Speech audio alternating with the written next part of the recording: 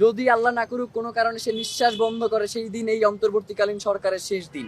Doctor Yunus মহোদয়, আপনি খুব সুন্দর সুন্দর করে কথা বলেন, মাঝে মধ্যে একটু মুচকি হাসেনও, আপনার লজ্জা পাওয়া উচিত। সব থেকে সুন্দর নির্বাচন হবে এমন কথা যখন আপনারা বলেন, তখন আপনাদের মুখে আমাদের থুতু মারতে ইচ্ছে হয়। ওসমান হাদি সবসময় বলেছে যে বাংলাদেশের মিডিয়া তারা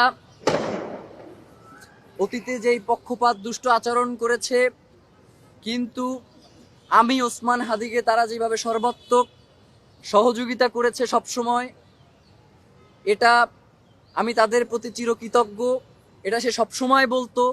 সুতরাং আমরা মনে করছি আপনি একই সাথে সাংবাদিক এবং বাংলাদেশের একজন মানুষ, সুতরাং আপনাদের কাছেও বিভিন্ন ধরনের তথ্য বিভিন্ন জায়গা থেকে আসে। আপনাদেরও কর্তব্য রয়েছে, যারা বাংলাদেশের স্বাধীনতাকে বিনষ্ট করতে চায় তাদের বিরুদ্ধে আপনারা আপনাদের প্রতিবাদ জারি রাখবেন, এবং মিডিয়াগুলোতে আপনারা যাদেরকে আমন্ত্রণ জানান তাদেরকে আমরা দেখি যে তারা একজন মানুষ হসপিটালের বিছানায় পড়ে আছে আর তাকে নিয়ে তারা উল্লাস প্রকাশ করছে। এই ধরনের মানুষকে আপনারা যখন টকশোতে জানান, তখন আপনাদের প্রতি আমাদের কিছু বলবার থাকে না, শুধু ধিক্কার জানাতে ইচ্ছা হয়। আমরা আর এই ধিক্কার জানাতে চাই না। আমরা মনে করি আপনারা যাদেরকে এই টকশোগুলোতে আমন্ত্রণ জানান, আপনাদের অবশ্যই এই ব্যাপারে সতর্ক হওয়া প্রয়োজন, কারণ মানবাধিকার শুধু মানুষের জন্য, কোনো পশুর জন্য কোনো মানবাধিকার নাই। পশুর কণ্ঠস্বর তো আসলে আমরা মিডিয়ার মাধ্যমে আপনাদের কাছ থেকে শুনতে চাই না।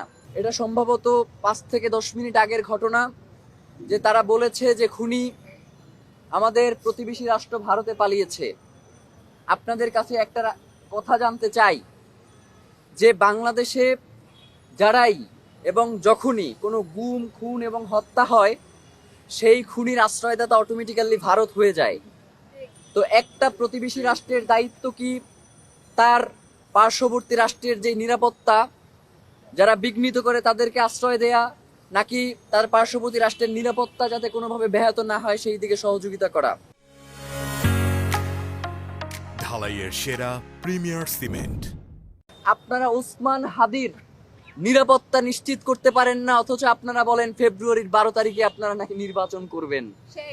এক আসনের প্রার্থীর আপনারা নিরাপত্তা নিশ্চিত করতে পারেন না, আর 300 আসনে আপনারা ইলেকশন করবেন, এবং সেই ইলেকশন সুষ্ঠু হবে, কোনো ঝামেলা হবে না, এবং সব থেকে সুন্দর নির্বাচন হবে এমন কথা যখন আপনারা বলেন, তখন আপনাদের মুখে আমাদের থুতু মারতে ইচ্ছে হয়।